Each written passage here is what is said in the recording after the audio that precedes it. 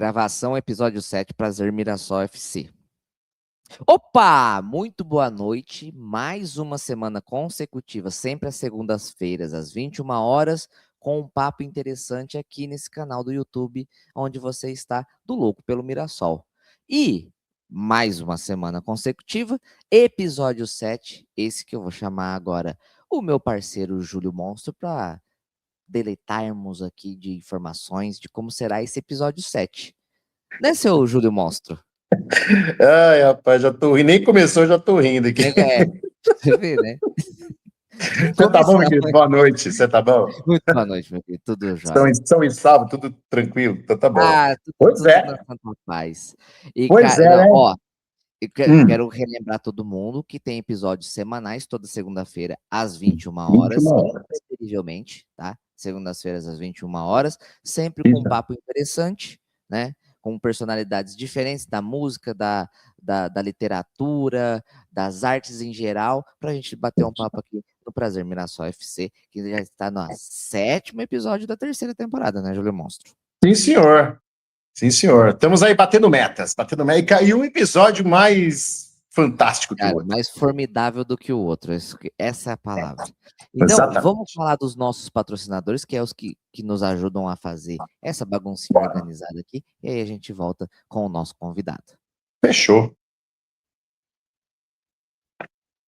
Daí, Júlio Monstro, falamos dos nossos patrocinadores. E agora, quem que é o convidado da noite? Eu quero que você nos explique. Mas o pessoal já sabe o nome, porque já viram aqui na thumb, já sabe. Mas nos explique, por favor. Fundador de uma banda antológica no final dos anos 70, em plena ditadura, juntando humor, sátira e muito mais. É um privilégio gigante a gente estar recebendo aqui no 7º episódio da 3ª temporada o mentor do Língua de Trapo, Laerte Sarrumor. É eu. É eu. Boa noite, meu querido. Boa noite, Júlio. Boa noite. Ayrton. Até o final sai. Rapaz, mas o seu pai e sua mãe capricharam, hein? Laerte, é exclusivo. O nome é exclusividade. Só existe eu no mundo. E eu tenho essa exclusividade. Você chegou a encontrar algum outro com esse nome? Não tem nenhum outro. Isso que é bom, hein? É o único. Eu tô para te dizer que esse nome é resultado de uma sopa de letrinha. Só pode ser, velho. Meu pai estava alcoolizado no dia do batizado, certeza. Ou escrivão, sei lá, um dos dois. Um dos dois estava manguaçado. Um dos dois, certeza. Isso é duvido, não. Laerte, obrigado por ter sido. É um nome legal. É legal, diferente, é bom, né? E o meu também, esse sobrenome, as pessoas perguntam, né? O que é, o que não é. Eu não sei nem se vocês vão perguntar, mas eu já vou me adiantar. Isso que eu ia te perguntar. Não é um sobrenome artístico, é seu sobrenome mesmo. Não, é um sobrenome artístico, quer dizer, é um sobrenome humorístico, né? Eu, na minha juventude, quando eu tinha meus 18 anos, 17 anos, eu fazia uma revistinha, um fanzine, né, de quadrinhos e tal, e chamava Sarrumor Jovem. Sarrumor Jovem era o nome completo, tinha nome e sobrenome. E que era a junção, exatamente, de sarro com humor. Né? As pessoas perguntam, mas o que é? Qual é a origem? Qual é o país? Não, o país é o país da Sarrolândia mesmo. E aí eu acabei adotando esse nome para mim mesmo. Né? A revistinha parou, eu descobri que tinha um Laerte que desenhava muito melhor que eu, parei de desenhar, fui para a música, e agora é a Laerte, né? A Laerte, eu sou muito amigo dele, dela, já nos cruzamos muito na vida aí, não no sentido bíblico, mas no sentido artístico, já nos reunimos várias vezes aí em situações, eventos, e então esse é meu nome, Laerte Sarro Humor, é sarro e humor, sarro de pai, humor de mãe. Muito criativo. Obrigado. Laerte, na introdução eu fiz assim uma pincelada porque partindo dessa premissa, que legal que você não seguiu o caminho do fanzine, porque não teríamos o Língua de Trapo hoje, né? Como que é num Brasil ditatorial, como era nos anos 70, você criar uma banda naquele clima maravilhoso, usando a sátira, ironia e o bom humor, e passar isso em forma de música empreendedora. Como é que foi? Como é que começou isso? Como é que foi a recepção? Como é que vocês lidaram com isso? No sentido de sair pela tangente e ninguém podar vocês. Bom, antes de contar a história da banda, eu vou contar a minha história pessoal, né? Eu sempre gostei muito de música, né? E sempre tive também essa queda, essa predileção pelo humor. Desde criança, eu ia com a minha mãe assistir filmes, ela me levava muito no cinema, né? Cinemão mesmo. E eu sempre preferia as comédias. Eu não gostava muito de filme de ação, faroeste, nada disso. Eu gostava das comédias. Então, eu assistia filme do Mazzaropi, do Jerry Lewis, né? Tudo que era coisa engraçada, eu gostava. E gostava muito de música, mas não sabia tocar nada, nem campainha. Nunca soube, nunca estudei música. Sempre fui uma pessoa totalmente autodidata, intuitiva, né? Mas eu queria muito fazer alguma coisa com música. Aí, na minha adolescência, eu queria me expressar artisticamente, eu comecei a fazer desenhos, né? Que eu fiz esse fanzine, o Sarro Humor, que chegou a sair 7 números, né? Do Sarro Humor. Mas aí, em 1976, eu atendi um anúncio classificado de uma bandinha de rock de adolescentes que estavam procurando um vocalista. Aí eu fui lá, de metido, né? Nunca tinha cantado na vida, nunca tinha tido banda, nada. Cheguei lá, eu era um pouquinho mais velho que eles estavam numa faixa de 14, 16 anos, eu já estava quase beirando os 18. Já era um tiozinho para eles, né? E aí eles acabaram me aceitando como vocalista, né? E a banda chamava Boca do Céu. Aí durou de 76 a 78. E agora já vou fazer um parêntese, né? Que é uma história muito legal, cara, muito legal. Sabe aquela coisa de você ter uma namorada na adolescência, ser completamente apaixonado por ela e depois se perder, né? Pelas estradas da vida. E muitos anos mais tarde você a reencontra, né? E aí, tipo, o que não rolou na época acaba rolando depois de muito tempo. Existem histórias assim, né? Então, com o Boca do Céu foi mais ou menos assim. A gente teve essa banda 2 anos, mas nunca chegamos a gravar, a gente não tinha a mínima condição de gravar na época, né? A gente gravava a fitinha cassete dos ensaios, tal, mas que se perderam aí, né, pelo tempo. Então a gente não tinha nenhum registro dessa banda, né? E desse pessoal, dessa bandinha aí, os únicos que seguiram realmente carreira na música fui eu e o baixista, o Luiz Domingues, que você deve conhecer algumas bandas que ele toca. Ele tocou na Chave do Sol, né? Chave do Sol, Patrulha do Espaço, no Pedra, no Pitbulls on Crack, e atualmente ele está tocando no Curandeiros, né? Então é o Luiz Domingues, ele é muito conhecido nesse circuito de rock brasileiro, alternativo, paulista, né? E aí com ele eu mantive certo contato durante esses quase 50 anos aí, porque a gente seguiu na música, inclusive ele foi baixista do Língua de Trapo em 2 ocasiões, em 2 períodos ele foi o baixista do Língua.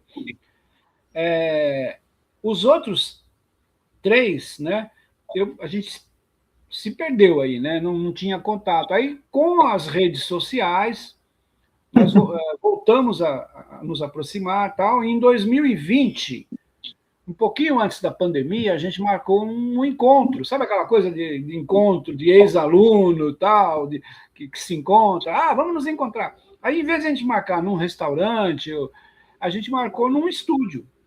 Vamos nos encontrar no estúdio, a gente faz um som e tal. E aí nos reunimos num estúdio em São Paulo, em fevereiro de 2020, um pouquinho antes da pandemia. E desse encontro, cara, nasceu ali uma vontade de retomar esse trabalho que a gente tinha lá na adolescência, né?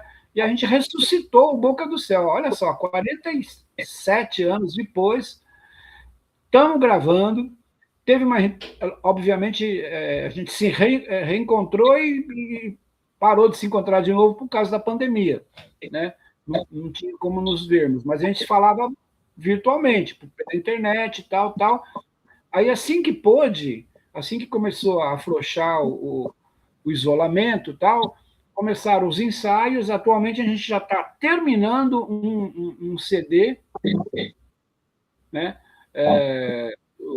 De 14 músicas, que logo, logo a gente vai subir aí para as plataformas. Já tem alguns singles aí nas plataformas. Então, quem tiver curiosidade, Boca do Céu. Boca do Céu. Em todas as plataformas, Laerte. Ela tá em todas as Sim, plataformas. YouTube, Spotify, já tem a música 1969, tem a música Rock do Cometa. Então, agora, galera, só procurar aí. Logo mais nós vamos subir o resto. E Bom, hoje em dia agora, tá 2 horas e meia depois, respondendo finalmente a sua pergunta, Júlio, o Língua. Aí eu entrei numa faculdade de comunicação, né, de jornalismo em São Paulo, a Casper Libero, e lá encontrei uns malucos também que estavam na faculdade, mas não sabia também porque que estava lá. O negócio deles era também... Estava lá, né? Estava lá. E aí o negócio da gente era música. Então a gente ficava ali tocando violão, em sala de aula, nos corredores e tal. E, por coincidência, cara, assim, essa predileção que eu sempre tive por humor, esses caras também tinham. Eram caras engraçados, faziam sátira, paródia, sabe? Tirava sarro da professora, do colega, não sei o quê. Então a gente começou ali se reunir, e era um momento, que nem você falou, né? Final de ditadura, 1979, finalzinho da ditadura, governo Figueiredo, né? Aquele general Figueiredo que dizia que preferia cheiro de cavalo do que o cheiro do povo, né? Ele mandou essa. E aí a gente começou a fazer um trabalho ali, umas músicas, e eu sempre tive esse pé meio no brega, né? Eu sempre gostei, eu ia com a minha mãe também, no auditório dos programas do Roberto Carlos, sabe? Do Jovem Guarda, sempre tive essa coisa meio de brega. Então a gente começou a fazer esse trabalho, as letras humorísticas, engraçadas, e musicalmente uma salada. Então tinha brega, tinha samba, tinha rock, né, que a minha veia roqueira, que eu já tinha tido essa bandinha aí, o Boca do Céu, sempre gostei de rock. Então, musicalmente é uma salada, né? Tanto é que, se você pegar o nosso primeiro disco, de 1982, aquele de capa, né? Esse aqui, ó. Deixa eu até colocar aqui na tela inteira aqui para o pessoal ver. Olha aqui. Ó. Esse aqui de 1982.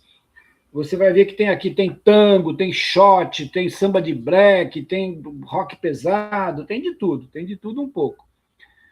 E a gente começou e aí você falou como que era a coisa da repressão e tal. A gente começou, Júlio, assim, já estava no finalzinho, sabe? Estava no finalzinho da repressão, já estava a luta pela anistia, pela volta dos exilados, né? Em 79 eles voltaram, né? O Betinho, o pessoal que estava exilado no exterior, tal.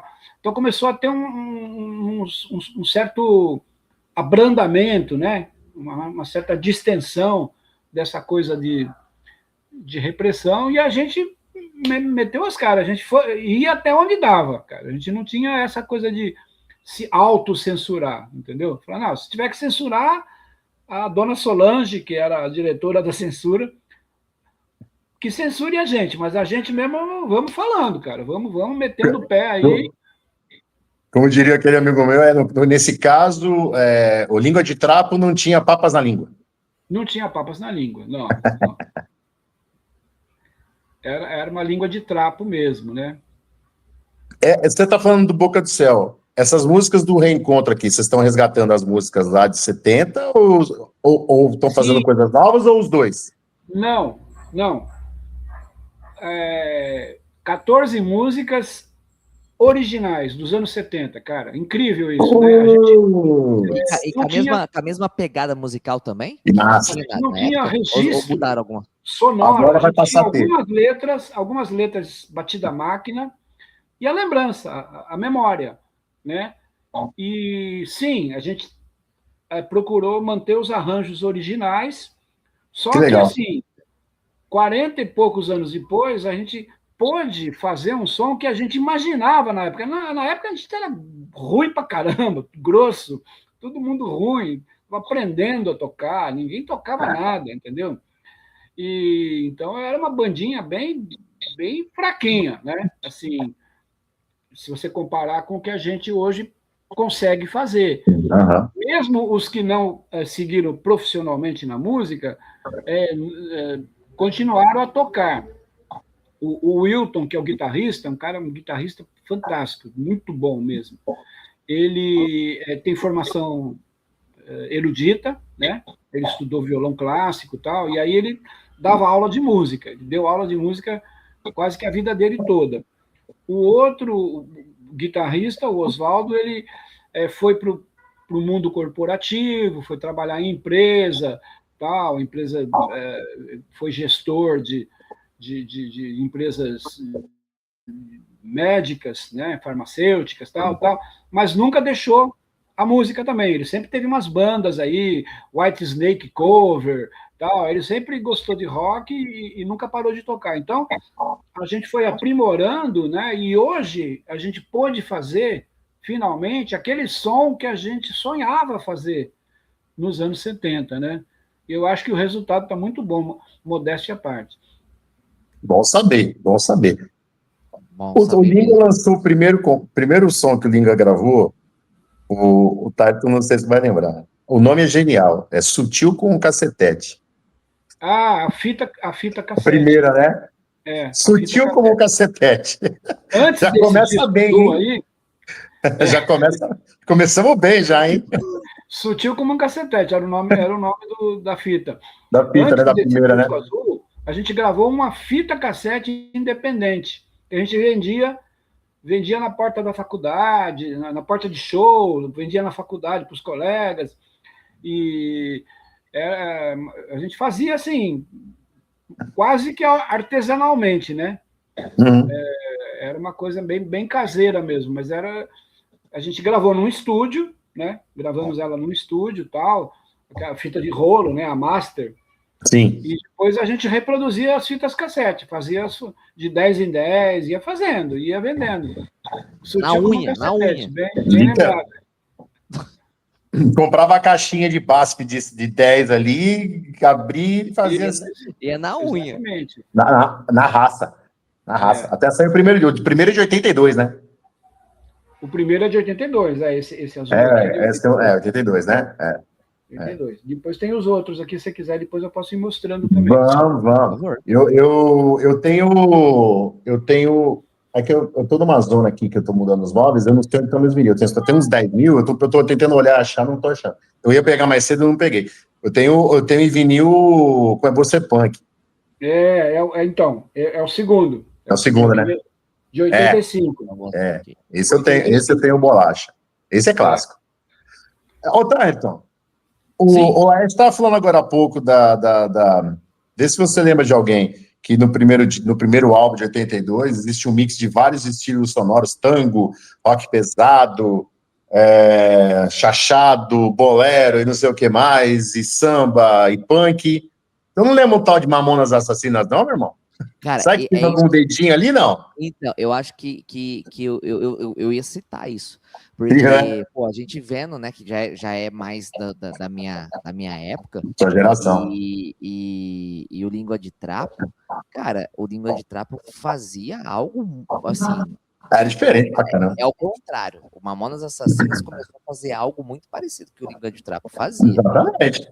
Né? Na década de 80. Assumidamente, o Dinho chegou a dizer em algumas entrevistas que eles se inspiravam no som de bandas como Língua de Trapo e Premê, que é uma outra banda da mesma época da gente. Premeditando o Break. E a Sátira, tal, Premeditando o Break. E eles também fizeram essa mistura, né?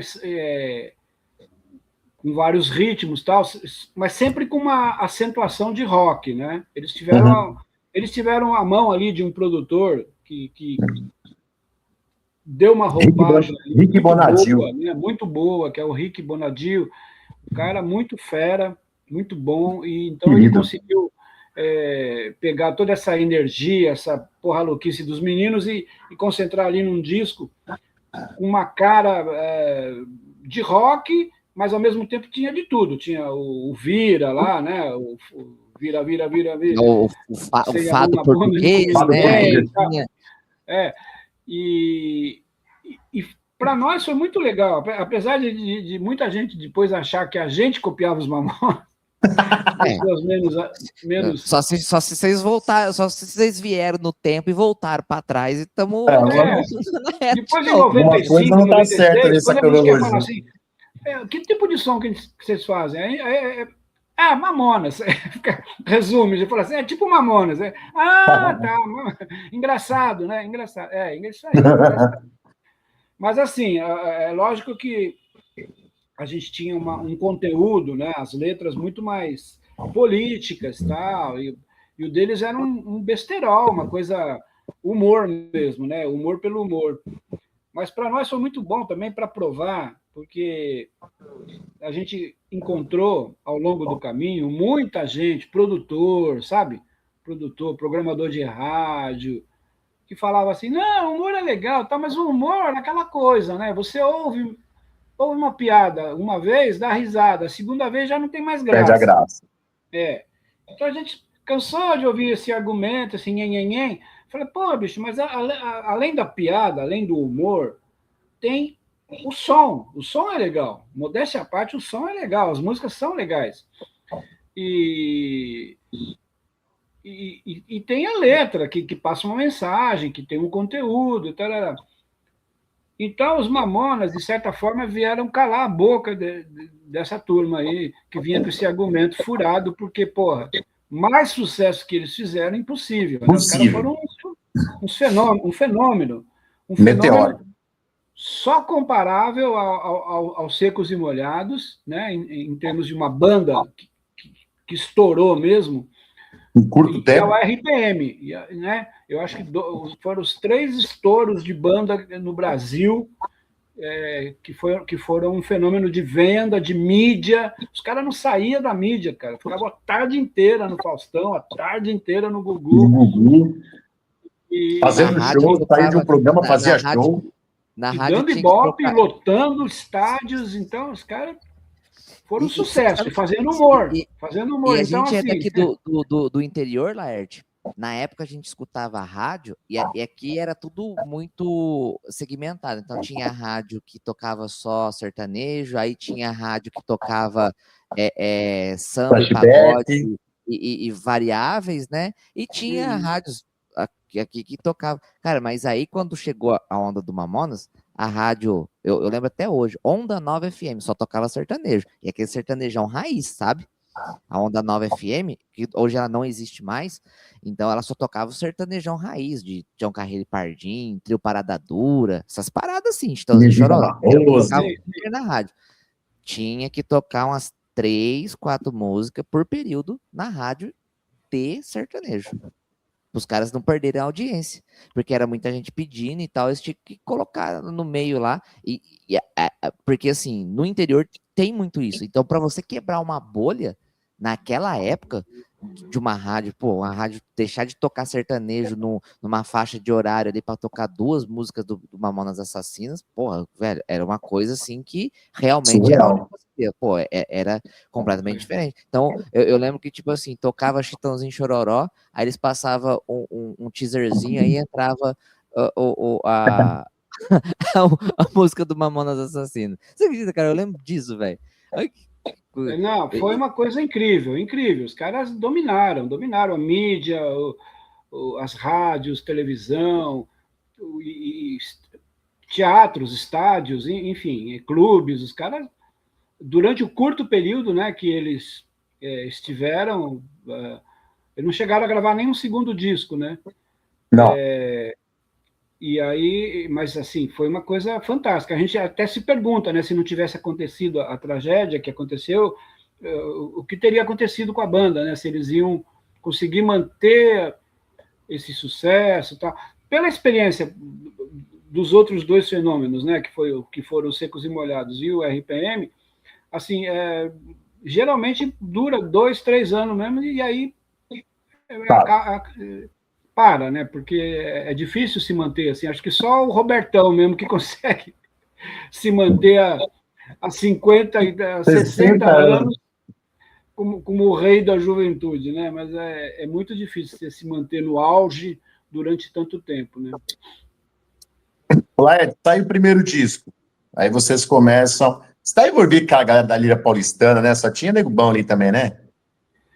Então, a gente começou numa faculdade, começou fazendo circuito estudantil, tocando em outras faculdades e tal, e também festivais, uma coisa que impulsionou bastante o comecinho da nossa carreira, foram os festivais, principalmente no interior. A gente fez Bauru, Sorocaba, Assis, fizemos vários festivais.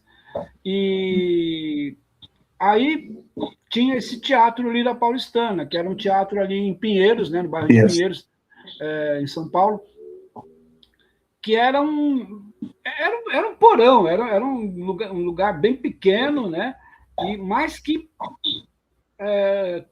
por um alinhamento ali de planetas, ali, de astros, conseguiu arrebanhar uma geração de músicos, né, que acabou sendo conhecida depois como Geração Lira Paulistana, ou Vanguarda Paulista. Vanguarda Paulista. A imprensa tinha esses dois rótulos. E eram trabalhos muito diferentes, muito criativos, diferentes de tudo o que vinha acontecendo até então, né? Porque até então, na rádio, você escutava aquela MPB tradicional de Maria Bethânia e Gonzaguinha, aquela coisa bem tradicional mesmo, ou música gringa, música americana, né? É o que tocava em rádio. E aí essa turma aí veio com essa proposta bem diferente, e como as gravadoras não se interessavam, né? Então começaram a gravar discos independentes. Então, assim, uma coisa que era comum em todo esse pessoal aí que tocava no Lira é que gravavam seus próprios discos, né? Eram artistas independentes. Começaram a surgir os selos também, né? Oi? Começaram a surgir os selos, além das grandes gravadoras, os selos independentes, como tem Ataque Frontal. O Lira mesmo se tornou um selo, né? O próprio Lira se tornou o selo Lira Paulistana. Aí veio, um pouco mais para frente, veio Baratos Afins, do Calanca, Som da Gente, tinha várias gravadoras independentes também. O nosso primeiro, esse aqui, saiu pelo selo Lira Paulistana, né? A gente gravou totalmente independente, assim, tipo, pondo dinheiro mesmo, né? A gente gravou as próprias custas, sem o Lira, né? E aí o dinheiro acabou. Fez o master, mas aí não tinha dinheiro para prensar o disco, para prensar o disco. Né? Aí a gente chegou no Lira e falou: a gente tem aqui, já tem um master pronto, vocês não querem entrar aí com a gente, né? Aí eles toparam, e aí então saiu pelo Lira Paulistana esse disco aqui. É muito bom, mano. É muito bom. O segundo, o que você falou, Como é Bom Ser Punk, saiu pela RGE. Né? Esse aqui saiu pela RGE. É um melhor que o outro. A RGE era da Som Livre. Som Livre. É de 85 já, né? 85. RGE era uma gravadora grande, né? Pô, lançaram... Era uma das 5 grandes, né? A RGE é muito tradicional, né? É uma gravadora antiquíssima. os primeiros discos do Chico Buarque, acho que os 3 primeiros discos, os 3 primeiros LPs dele são da RGE. Muita gente gravou. Aí entrou em declínio, né? Ficou mal das pernas e tal. Aí foi encampado pela Som Livre. Quando a gente foi gravar lá, já era da Som Livre. Já era Som Livre. Já tinha adquirido o seu. Chamava sigla, Sistema Globo de Gravações Musicais. É isso mesmo. E o Língua começou a fazer shows, começou a rodar o circuito, porque tinha que pagar o primeiro e começar a pagar as contas também, né? Tinha que girar, né? Chega de fitinha na faculdade, né? Bravo, então, né? Aí, quando a gente foi lançar esse primeiro disco, em 82, a gente lançou lá no Lira mesmo, no Teatro Lira Paulistana. Aí, cara, foi um sucesso, assim, sabe, guardando as proporções, né? Não somos os Mamonas, mas foi um fenômeno também, porque fazia fila de rodar o quarteirão, assim, para assistir a gente lá no Lira. A gente tinha que fazer sessão dupla, né? Fazia o show às 9 horas, depois tinha que fazer à meia-noite, porque ficava muita gente para fora, aí tinha que fazer de novo. Era um teatro pequeno, era um teatro bem pequeno, a lotação lá era no máximo 200. Só que a gente conseguiu entuchar lá, empurrar, sabe aquele o metrô japonês, que ficava com a luvinha branca, fica empurrando as pessoas dentro do vagão? A gente conseguiu... Nominalmente era 200 pessoas, só que cabia 350 ali. Então, a gente conseguiu colocar 300 ali. Por aí. Mal acomodado, mas conseguiu. Aperta que cabe. Aperta que cabe. Aí você pergunta pro cara, tá muito apertado? O cara, não, eu tô conseguindo mexer a boca e a língua, tá ótimo. O zóio aqui, ó, tá ótimo, não precisa mais disso. Tô mexendo o zóio. Tá lindo. Não sei se... Acho que você não tem idade para ter ido lá, né? Mas, assim, era um teatro de arena, tinha as arquibancadas, assim, e o palco era no chão mesmo, não tinha... O palco não era elevado. A plateia que era elevada e assistia o show ali embaixo. E a primeira fileira ali ficava tipo no saco do artista ali, né? Ele ficava aqui e o artista aqui, na cara do... Era bem na cara das pessoas mesmo. Então, aí a gente começou a não caber mais no Lira, né? Então a gente começou a migrar, tanto o Língua, quanto o Premier e outras bandas dessa geração aí, que era o Rumo, né? Itamar Assunção e Banda Isca de Polícia, a Rigo Barnabé, as cantoras todas, né? A Tetê Espíndola, a Vânia Bastos, canta demais. Negreiro, Suzana Salles. Então, a gente, toda essa turma aí começou a migrar para espaços maiores, alternativos também, mas eram maiores. Então, a gente começou a fazer show no Centro Cultural São Paulo. A Vergueiro. Que, aliás, já fazia o comercial aqui. Bom filho, a casa torna. Olha lá. Agora, no finalzinho do mês, dia 31, nós vamos fazer show no Centro Cultural. Olha lá. É a nossa casa. Centro Cultural São Paulo, Rua Vergueiro, número 1000. Número 1000. Ixi, quantas vezes eu fui lá? Cara, você acredita que eu lembro da propaganda que passava da Casa Cultural? Que eles falavam o endereço, que falava assim, Rua Vergueiro, número 1000. Isso. Cara, lembro direitinho Fica do lado da estação do metrô ali, fica 23 de maio embaixo e ele em cima aqui. Saiu do metrô, já tá lá. Tá dentro dele. Deu uma congelada na imagem do Laerte ali, ó. Congelou. Tá ouvindo a gente, Laerte? Qualquer coisa pode sair e voltar. Deu uma travada lá. Deu uma travadinha ali. Que nós corta depois. Aí, nós volta. Nós fomos, mas nós voltemos. Tá dando uma travadinha, eu acho que agora voltou. Vamos ver. Acontece. Eu não sei se é a minha conexão. Acho que é a minha conexão aqui, talvez. Isso, agora voltou. Aqui a nossa tá normal. Esse horário também, esse é um horário meio ingrato. Assim. Todo mundo entra na internet. Chega do trabalho, entra na internet. Bom, mas enfim. Aí a gente começou a fazer show no Centro Cultural, né? E outros locais como o Sesc Pompeia. O Sesc Pompeia também foi muito importante na nossa carreira. porque nós fizemos muitos shows lá, muitos shows, e assim como no Lira, a gente lotava o Sesc Pompeia, só que lá já era 1.200 pessoas, não era mais 200, 300, ali era 1.200, porque não sei se vocês conhecem, se vocês lembram, o Sesc Pompeia também ele tem duas plateias, uma plateia assim, uma plateia de um lado, outra plateia de outro, e o palco no meio. Então, a gente lotava os dois lados, né, chegava a pôr ali 1.200 pessoas, coisa que hoje em dia não pode mais, que os bombeiros, o Contru não deixa mais. Né? Não permite. Não permite, mas a gente punha na época.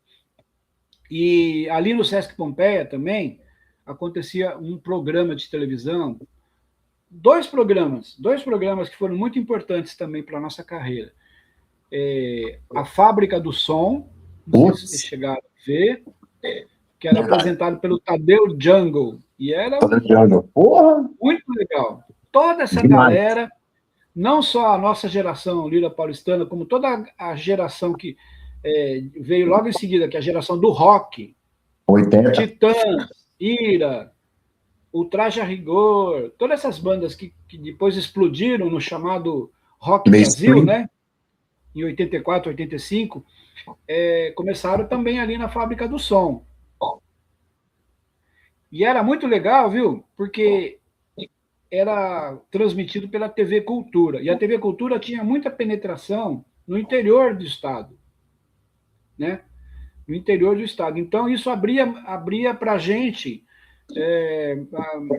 muitas portas, né? O Sesc de Bauru, o Sesc de Birigui, uma prefeitura, não sei de onde, chamava a gente para tocar, a gente ia tocar em festivais. Quantos festivais a gente não tocou também, né?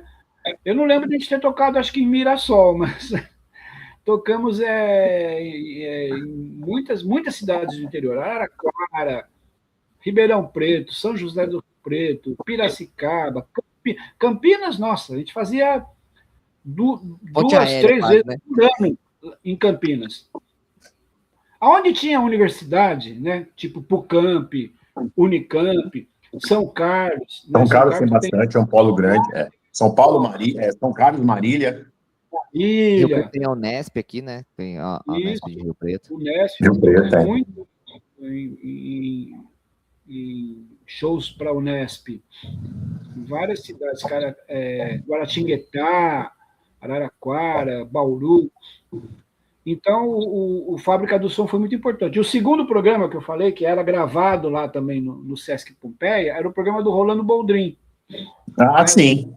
Pô, genial, querido. Teve vários nomes, né? Teve Senhor Brasil, Empório Brasil. Na época, nem lembro qual que, acho que era o Empório Brasil, se não me engano. O cenário era tipo uma vendinha, assim, cheio de coisa essas vendinhas do interior, né? De interior. Sim, vendinha. Era Empório Brasil, e depois ele voltou para Senhor Brasil, porque eu acho que teve um problema de registro, de marca, alguma coisa. Por causa do nome de algum programa. Para Senhor Brasil, tiver que mudar mais. Então, ele deu muita força para a gente também. A gente não era. O programa dele era mais dedicado ao público sertanejo, né? Sim. A música brasileira regional, vamos dizer assim, né? Sim. O sertanejo raiz, que nem você falou aí, né, de Tonico Tinoco, Inesita Barroso, esse pessoal bem raiz, e o sertanejo chique, que é chamado de sertanejo chique, que é Almir Sater, Renato Teixeira, tal, né? Esse pessoal. Então, ele levava todo esse pessoal no programa dele, mas ele gostava da gente. Embora a gente não fosse propriamente desse nicho sertanejo, né? A gente até tinha, você que conhece o Disco Vermelho, por exemplo, você sabe, Deusdete, né? Deusdete é clássico. Então a gente tocava Deusdete no programa dele, no tocava programa do Rodrigo. Os Brancos, né? E ele gostava muito da gente, e tinha também uma audiência enorme, né? Então tudo isso aí foi muito importante para a gente. O Boldrin ele pegava o clássico do regional ali, do raiz, como, né, a gente costuma dizer, mas ele pegava o pessoal pantaneiro lá, como é o Almir, pegava o pessoal lá no sul, que também tem a música gaúcha tradicional, e pegava essa galera. Isso. Ele não ficava só limitado no interiorzão. Só gente boa ali, né? Cara, eu Celina lembro muito Meirelles. do programa dele, porque meu pai assistia muito, meu pai e meu avô assistia muito o programa dele, porque tinha muito essa mistura. E um que marcou, assim, um programa que me marcou muito, era uma dupla de Rio Preto, Cascatinha e Ana. Cara, isso aí era 1900, lá vai E bolinha de pedrada, guardar de rosca. bolinha furada com agulha. Cara, mas foi assim, porque a voz dos dois... Cascatinha é bem antigo, né? Mas eu Nossa, adoro. muito Eu cantava aquelas muito bolânhas, né? Índia, meu primeiro Índia. amor. Muito antigo, que aquilo lá foi um programa sensacional. E, cara, e aí ele levou você, porque aí saiu fora, assim, porque ele sempre regionalizava, saiu fora, a língua de trás. Pô, assim, pra você, Laerte, foi meio que assim, ou você levava tudo numa boa, ou pra você falou, cara, mas eu tô aqui no programa aqui em Empório Brasil, cara, que é regionalizado, e nós estamos aqui tocando. Foi meio que pra você, assim, um choque, ou você falou, pá, tamo aqui, vamos tacar-lhe pau Não, aqui, de absoluto. A gente fazia tudo, cara. O que vinha, a gente traçava. Para nós era tudo divulgação. Não, e o Boldrin, cara, ele tem essa coisa também com humor, né? Tanto é que ele contava os causos, aqueles causos engraçados, sabe? Ele sempre teve essa coisa com humor. E ele tinha no programa dele a presença do... Você falou do Cascatinha e Ana, né? Que era uma dupla tradicional do passado, e ele tinha lá o Ranchinho, da dupla Alvarenga e Ranchinho, que também Alvarenga são duplas verdade. Do passado, mas o cara estava já velhinho e tal, mas ele mantinha ali no programa, e era o humor. Os caras eram uns puta cara engraçado, tirava sarro do Getúlio Vargas, os caras eram encrenqueiros pra caramba, ia preso. Então o Boldrin sempre teve essa... Mas assim, a gente não tinha nenhum tipo de preconceito, cara. Pra você ter uma ideia, quando a gente não tinha nem gravado ainda, na época da fitinha ainda, não tinha nem gravado o disco, a gente conheceu, num dos festivais do interior, a gente conheceu um produtor do programa do Dácio Campos, que era um programa bem... O cara que falava Xante! Dácio Campos. Programa bem popularzão, bem brega mesmo, né?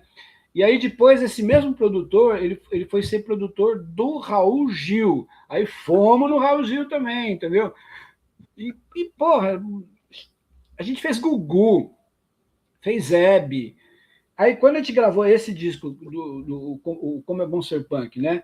Que era da RGE, mas pertencia ao sistema da Som Livre, os caras começaram a colocar a gente em programas da Globo. Aí então a gente fez Chacrinha, né? A gente fez Chacrinhas. Então a gente nunca teve preconceito de estar em ambiente nenhum. A gente se adaptava a qualquer ambiente. Isso é bom. A música também é interessante. Sabe uma curiosidade que me deu agora, Lars? Tipo assim, vocês chegaram a ter problema com alguma música?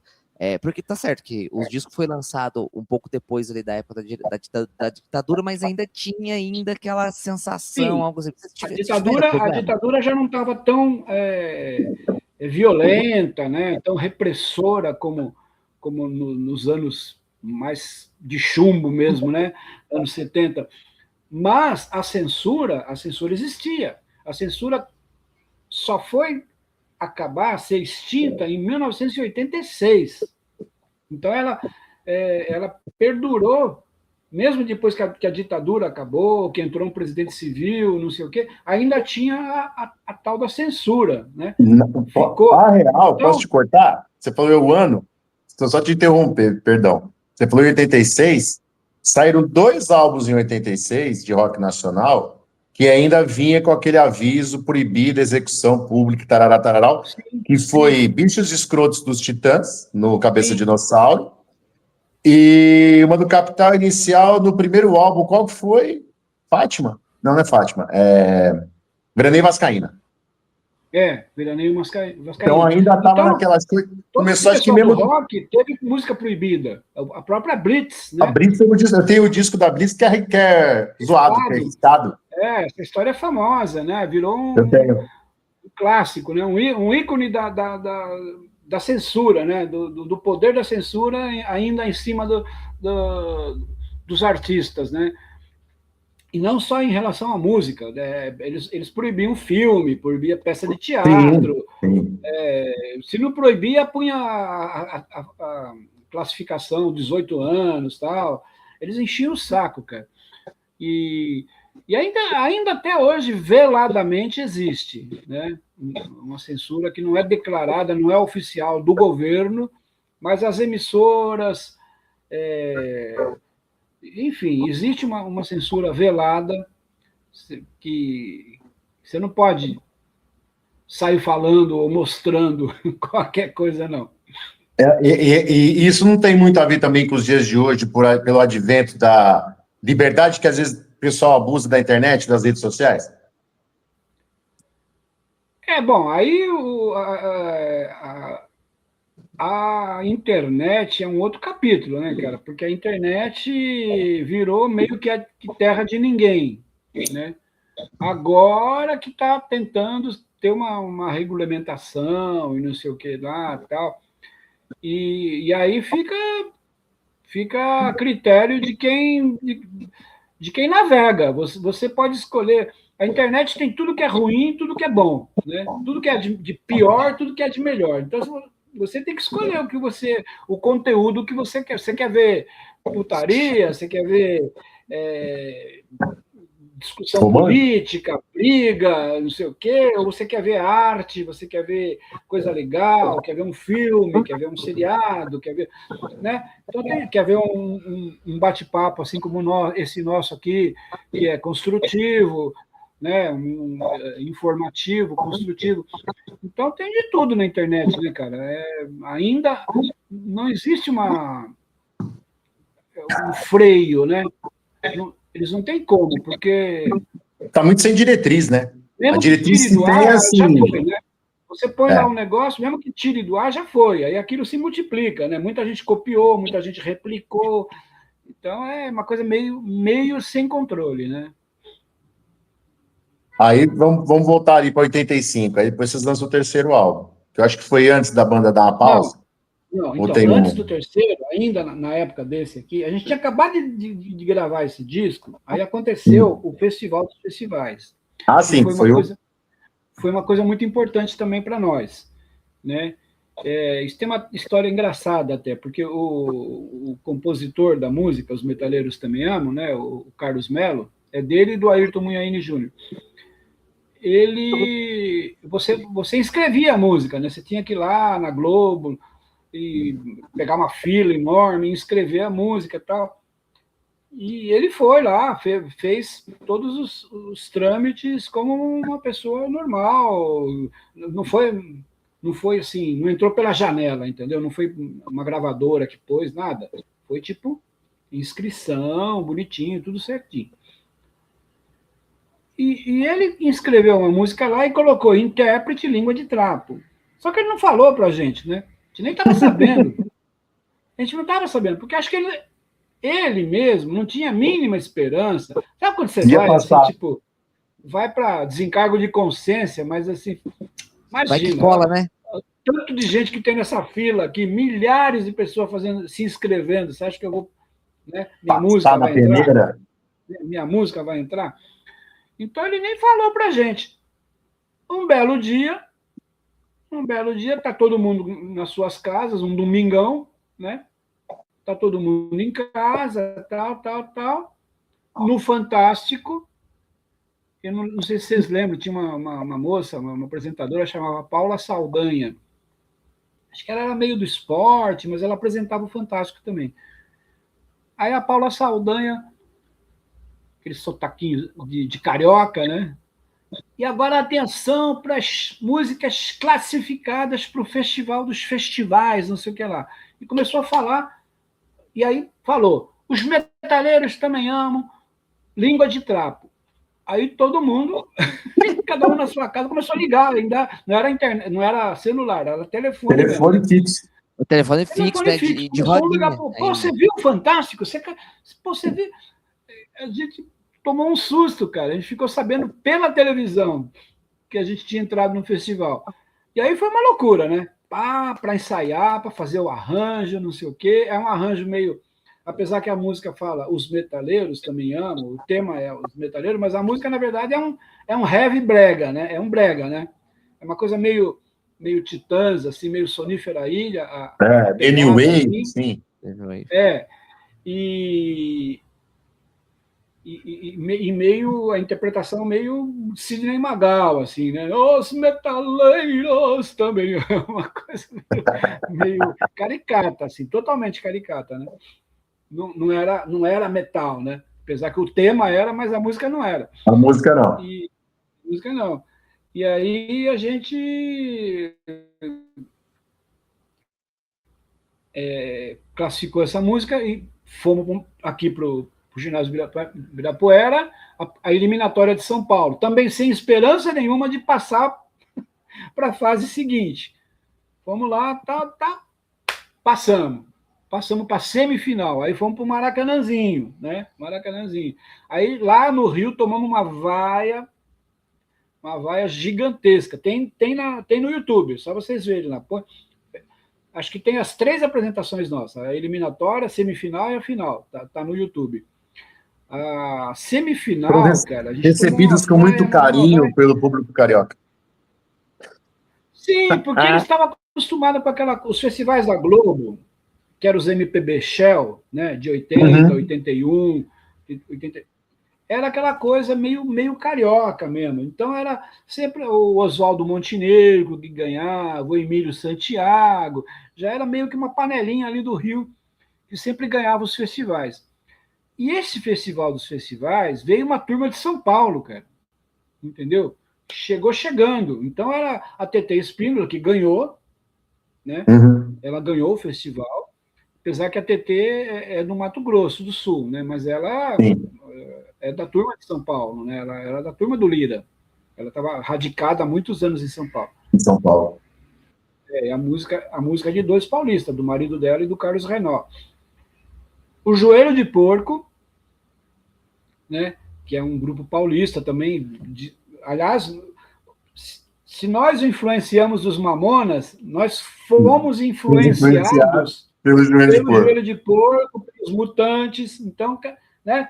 Cada um tem as suas influências, né? A nossa influência mais direta é Joelho de Porco e Mutantes, total. Então, o Joelho de Porco, aí teve o Miraíra, que era o pessoal do Tarancon, né? O antigo Tarancon. Hã? O Tarancon. Eu tenho uns 2 dias de Tarancon aqui. E o Verde também, que era do Eduardo Gudim, né? A Leila Pinheiro que cantou. Era uma turma de São Paulo, cara. E os carioca não gostavam, os carioca vaiavam. Aí, e a gente aloprou, meu. Como a gente não achava mesmo que ia ganhar, a gente não estava nem aí. Então a gente chutava o balde, cara. Chutava o balde. O Pituco, né? O japonês, que era o outro vocalista, no começo eram 2 vocalistas, era eu e o japonês. E era um japonês grande, né?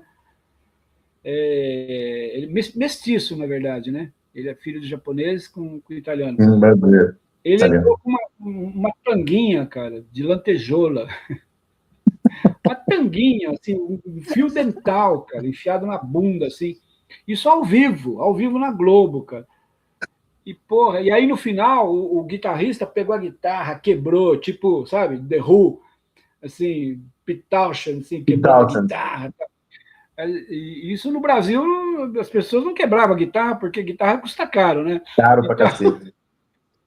Mas a gente conseguiu um patrocínio, cara. Tinha uma fábrica de guitarra que chamava Guitarra Dolphin. E a gente era amigo dos caras.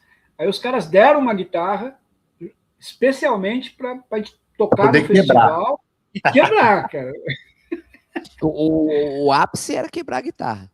Quebrar a guitarra, pô. Né? Nos shows de rock, Jimi Hendrix, tacava fogo na guitarra. Tacava fogo e fazia...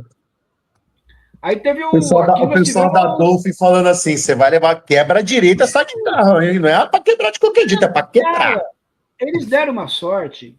Eles deram uma sorte que o guitarrista, que era o Lisoel, que já faleceu, ele quebrou a guitarra e aí aquilo foi um acontecimento, né? Aí, no final, quando você saía do palco, a Leila Cordeiro, lembra da Leila Cordeiro? O Sim, casal, Eliaquim Araújo, ele Leila é cara. Cordeiro, né? Aquela loira. A Leila É. Cordeiro ia entrevistar ali no bastidor a pessoa que tinha acabado de se apresentar. E ela pegou o Lisoel, né? Porque pô, o cara quebrou a guitarra. E ele tava com um pedacinho do braço na mão, assim.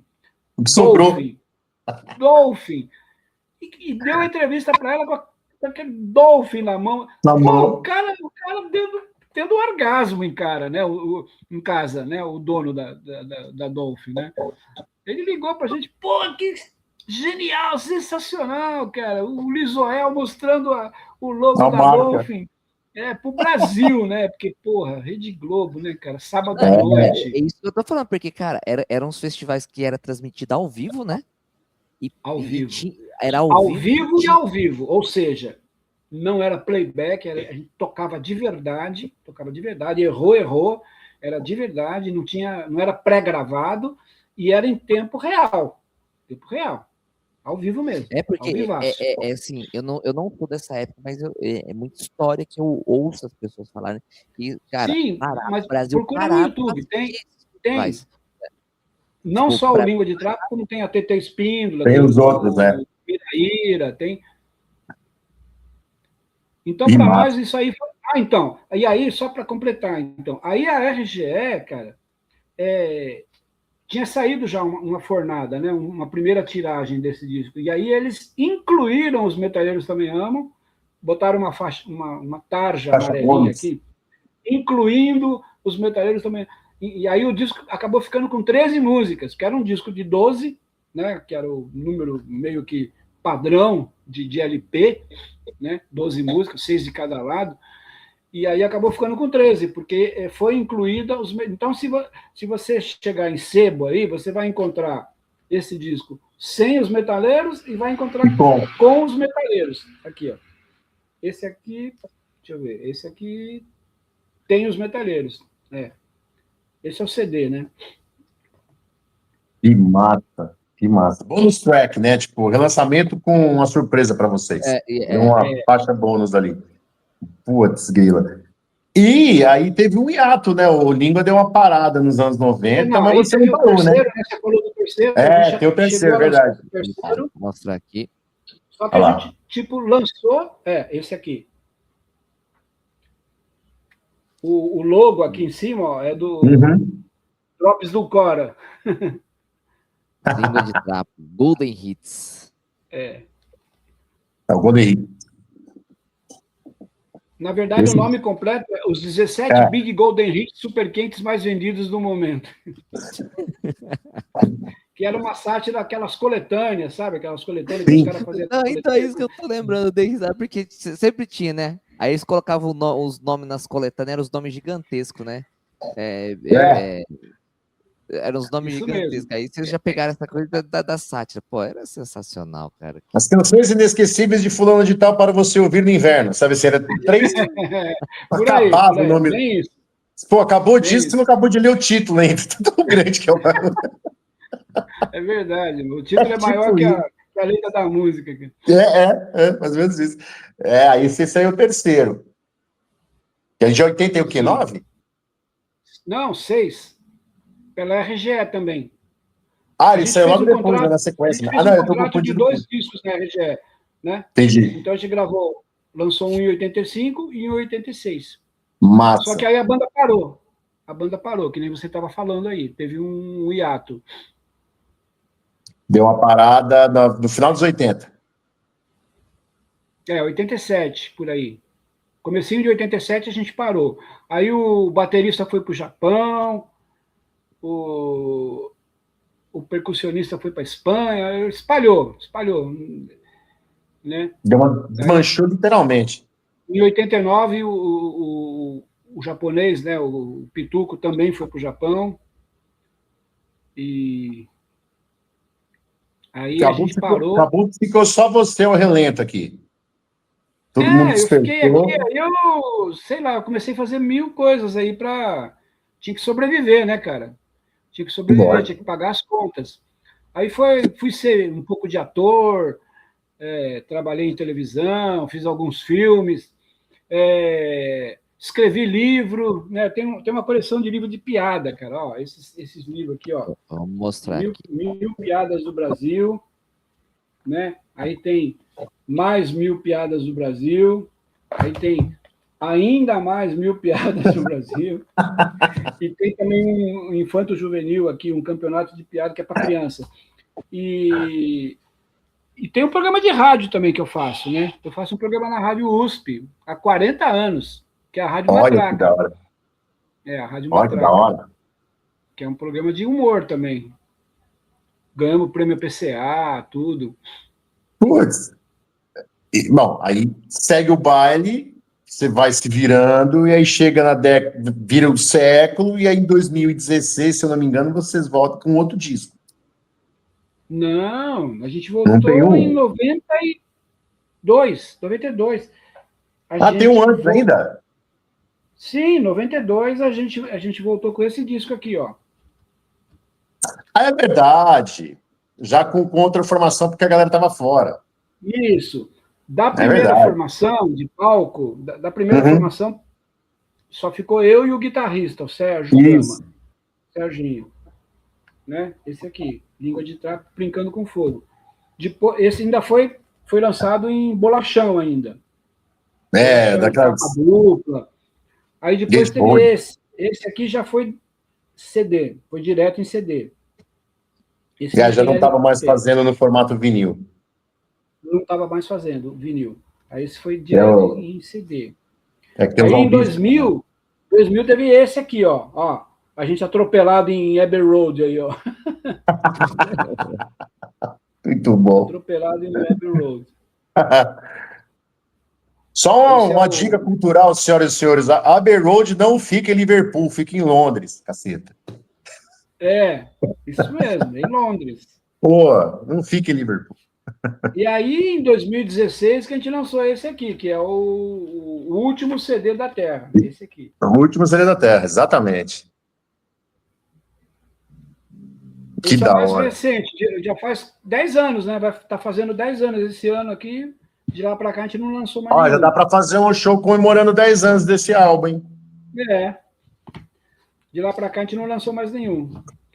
E é o último CD da Terra, apesar que a capa aqui é meio apocalíptica, né? Total, Você vê que tem não sei se dá para ver aí o detalhe, o Borba Gato estendido no chão. Sim. É o Borba Gato estendido no chão, raios, trovões, baratas tomando conta. É uma capa meio apocalíptica, mas, na verdade, a ideia de o último CD da Terra não é porque a Terra fosse acabar, mas porque o CD estava acabando. Né? Em 2016, ninguém mais fazia CD. Né? O nosso foi um dos últimos mesmo, né? Porque aí começou a coisa dos streamings. Porque até mesmo em 2016 foi quando a galera começava a fazer mais CD promocional, né? Que era para divulgação, que saía distribuindo. CD promo, CDs de venda, comercialmente falando assim. 2016 quase não tinha nenhum. Pô, eu lembro de uma loja de disco que tinha aqui em Rio Preto, que era gigantesca. Né? Escolar. Cara, Escolar que era era uma esquina gigante no calçadão. Mas gigante. Era assim, era enorme. Como é que chamava o proprietário, cara? Ele era muito gente boa. Ele faleceu agora por causa da pandemia. Puta, como é que era o nome dele? Era do lado de casa, quando eu fui morar em Rio Preto, era 2 quadrados de casa. E aí, ele já estava numa loja menor, porque já não tinha mais... Em 2016, ele já tinha ido para a portinha. Já tinha reduzido, porque era um espaço muito grande por conta dos vinis. Era enorme, a loja era meio quarteirão, virou uma loja de calçado gigante lá. Eu esqueci o nome do proprietário, ele faleceu. Eu vou lembrar o nome dele depois. Hoje em dia você não encontra mais loja de CD. Não tem mais loja de CD. Em Nova York, né, tinha aquela que era 4 andares, a Virgin, né? Virgin. E fechou, cara, fechou. Todas as lojas de CD fecharam. Só tem É. sebo, né? Tipo Baratos Afins, em São As Paulo. clássicas de galeria, assim. Mas aí é tipo que vende disco antigo, né? Porque ninguém lança mais CD. Vinil, algumas bandas lançam, mas é caro pra caramba. Eu tenho umas lojas que ainda se atrevem, por exemplo, nós vamos inclusive entrevistar, vou dar um spoiler aqui, que é o Márcio Custódio da Locomotiva. Ele tem lá, acabou de sair Billie Eilish, ele já tem o vinil e o CD lá. É aquele preço exorbitante de importado, mas tem público, tem demanda, então ele está lá. Nós vamos exatamente entrar nesse mercado para falar com ele. A Locomotiva Discos e fica na Galeria Barão, não fica na Galeria do Rock, ele fica ali na Barão. Galeria Barão, sei. Ele fica ali na parte de cima, não na calçada, sobre lojas, assim, né? Tem várias, inclusive. Legal. E as da galeria ali, né? Que ainda os caras ainda insistem no físico, mas assim, são lojas pontuais, né? Agora, para lançamento, assim, alternativo geral, por isso que até foi uma ideia de chamar ele para trocar ideia, foi o Márcio, vamos bater um papo. Eu ia muito comprar vinil com o Kid lá, o Kid Vinil frequentava direto. Porque lá. você não tem mais loja e não tem mais o aparelho, né? Você não compra mais, não tem toca-CD, CD player. Tá voltando à moda. O vinil voltou, aqueceu demais o mercado, embora ainda ache o preço exorbitante. O CD tá voltando, e já tem artista, por exemplo, a Pitty, vou dar o Rapa, Nando Reis, vou pegar uns aqui. Charlie Brown, estão lançando cassete novo. Nossa! Cara, tem uma galera que eu tô vendo do sertanejo e do pop que também tá voltando CD, fazendo Então, o mercado da mídia física voltou. Cara, só precisa ajudar no preço agora, né? Porque tá caro pra cacete. Mas não é que já é uma coisa mais nostálgica, né, pra nós. Deixa eu ver, aguenta aí que eu vou tentar achar a fitinha aqui, peraí. Maravilha. Que tem assim, voltando, pô, cara, eu vi vários artistas aí cogitando, artistas do mainstream, cogitando a possibilidade de lançar CD novamente, cara, é uma coisa... Então, todos eles estão lançando, mas assim, é que fica muito segmentado, só quem gosta muito, não tem mais assim, não tem como justificar você abrir uma loja hoje para atender esse povo não, loja, pede no site e acabou. Loja, o cara não vai abrir novamente, né? Mas era o Sutil como um Cacetete. A gente fazia, cara, tipo artesanal mesmo, ó. A capa tinha, tá vendo? Tinha uma língua de pano, ó, uma linguinha, ó, língua de trapo. Era um trapo, tá vendo? Ó? Era um pedaço de pano, e a gente punha um trapo que era língua de trapo. Vendia uma por uma, cara. Isso aqui é relíquia. Olha uma fita cassete do Como é Bom Ser Punk. A gravadora lançava LP, e lançava o fita cassete também. Isso é realidade. Cara, isso é realidade. Não, isso aí hoje... assim, a maioria das pessoas não tem onde ouvir, né? Não tem o tocador de CD, de disco, de cassete. Só quem é aficionado mesmo. Aficionado por isso, né? Tipo eu, assim. Você acredita que já passou uma hora de bate-papo com o Solarete? Cara, eu já acredito e eu acho que nós vamos ter que marcar um outro... Fazer um volume 2 aí. Faltou muita coisa ainda para ser falada aqui, porque é uma história maravilhosa. Cara, e aí, durante esse papo, me veio várias conversas e lembranças de ter ouvido em rádio e programa de TV, cara. Quando eu era pequeno, eu tinha 3, 4 anos de idade, vendo Língua de Trapo, em programas da cultura. Eu peguei uns bons. No SBT. Eu fazendo jus ao nome, cara, eu sou linguarudo mesmo, né? Você pergunta uma coisa, eu faço uma resenha, né? Eu fico 2 horas respondendo.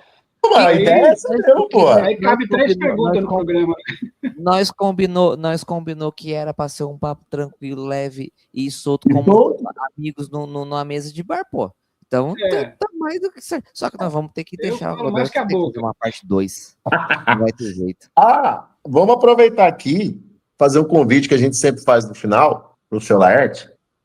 num dia que o senhor tiver com uma agenda tranquila, o senhor vir aqui com tudo pago, passar um dia aqui em Mirassol para conhecer não só a cidade, dar um rolê aqui, fazer um tour, se hospedar aqui, almoçar aqui, ir na cachaçaria daqui, nos bar daqui, mas para assistir um jogo com a gente lá no nosso querido Maião, para ver um joguinho do Mirola, do Mirassol. Opa, vamos sim. Lógico, porque senão... Aí eu aproveito para ver aquele meu amigo que eu te falei, o Júlio, o Chaim. Sim. O Chaim.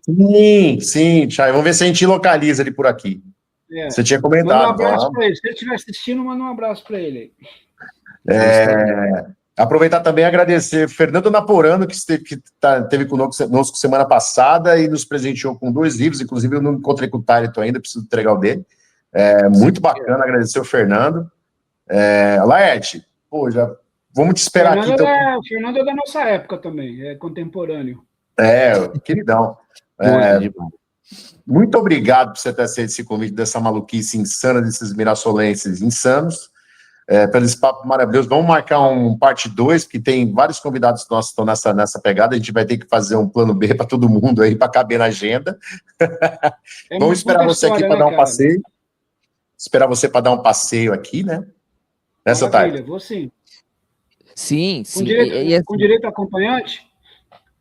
Tudo é possível, tudo é possível. O Naporano pedia essa gentileza. Posso levar a minha? Pode. Do mesmo jeito. Aperta e cabe. É que nem show no Lira. Aperta e cabe mais um. Eu sou velhinho, eu já sou idoso. Já onde eu vou, eu levo minha cuidadora, cara. Não pode andar maravilhoso. Velho não pode andar sozinho, né? Velho não pode andar sozinho. Tanto que agora eu vou fazer uma sacanagem. Quando o Rucabili do Cães Vadios veio aqui, o Thalito ficou de cuidador dele. Quase levou ele para frente da sede. O lar das velhinhas das Vicentinas, quase largou ele lá dentro. Já vai morar aqui. Já fica aqui no asilo, deixa o saco dar trabalho, não. Ô, Laerte, mas muito obrigado por você ter aceitado essa loucurinha nossa aqui, abrilhantado esse papo maravilhoso. Cara, que assim, sensacional, gente. Se você não conhece Língua de Trapo, procure tem que procura, cara. Que aí vocês vão recordar da onde que veio Mamonas Assassinas. Porque, cara, eu garanto para vocês, teve muita coisa do Língua de Trapo que o Mamonas Assassinas, eles meio que fizeram uma compilação, não só na questão de letra, mas a letra deles era mais sátira do que Língua de Trapo, só que musicalmente falando, as misturas, principalmente as misturas. Assim, cara... Todo mundo tem suas influências, né? Assim como eu confessei dos Mutantes, do Joelho de Porco. Mas então, eu quero agradecer vocês também pelo convite, né? Agradecer, dar parabéns pelo programa de vocês, de fazer esse programa, apesar de tudo ter começado numa inspiração esportiva, né? Mas vocês estão aí dando força para a cultura, para as artes, então estão de parabéns. E reforçar o convite, dia 31, agora de março, estamos no Centro Cultural São Paulo. Rua Vergueiro 1000. Não se esqueça. Rua Vergueiro 1000. Isso é massa. Gente, então ficamos por aqui com essa... Pô, esse episódio vai ser maravilhoso, cara. Esse episódio é bom. Né? Temos spoiler. Tem spoiler? Sempre tem, né? Na verdade, eu vou soltar 2 logo de uma vez, porque agora eu tô fazendo no combo. Não tenho mais paciência, não. Já sorto 2 de uma vez. Então vai. Semana que vem, teremos uma convidada dessa safra nova que surgiu aqui em 2000. Eu acho que tá tudo... Já é uma expoente, eu adoro de paixão, direto de Minas Gerais. Sara Não Tem Nome, é muito massa. Muito massa. O nome é bom. O nome é ótimo. Sara Não Tem Nome, é muito legal. Ela vai estar aqui com a gente semana que vem. E na outra, a gente sempre está recebendo, fazendo uma contramão, mas é bom abrir espaço para um monte de gente. A gente vai estar recebendo o vocalista de uma das bandas covers mais interessantes que nós temos aqui, inclusive, coincidentemente, uma das bandas que eu mais gosto, que é o Marco Moss, que ele é a voz do tributo aos Smiths e ao Morrissey. Então, nós vamos fazer do outro universo, vamos ver como é que é o universo das bandas covers no dia de hoje e como é que está sendo a carreira da banda, que faz quase 20 anos que eles estão fazendo barulho. Então, são 2 spoilers. Então, gente, não se esqueçam, toda segunda-feira, 21 horas, um episódio novo aqui no Louco pelo Mirassol. Gente, beijo para vocês, obrigado, Laerte, um abraço e tchau, tchau. Obrigado, gente, valeu, hein? Um beijão para todos. Valeu.